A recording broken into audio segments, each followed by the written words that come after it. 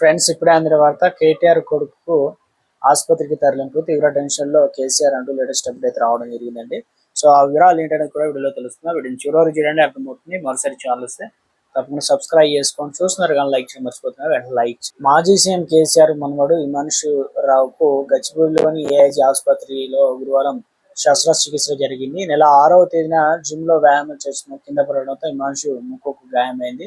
అయితే అప్పట్లో వైద్యులు వైద్య సేవలు అందించి పంపించినప్పుడు భవిష్యత్తులో శ్వాసపరంగా లేదా ఇతరత్ర ఎలాంటి ఆరోగ్య సమస్యలు రాకుండా ఉండేందుకు సర్జరీ అవసరం అని చెప్పేసి నిపుణులు అయితే సూచించారు. వైద్యుల సలహా మేరకు హిమాంశు తాజాగా ఆసుపత్రిలో చేరగా వైద్య బృందం నేడు ఆపరేషన్ విజయవంతంగా పూర్తి చేశారు. సర్జరీ విషయంలో తెలుసుకున్న బీఆర్ఎస్ అధినేత కేసీఆర్ వెంటనే ఏఐజీ ఆసుపత్రికి చేరుకున్నారు. శస్త్రచికిత్స అనంతరం బెడ్ పైన విశ్రాంతి తీసుకుంటున్న తన మనుమడి హిమాంశుని పరామర్శించారు.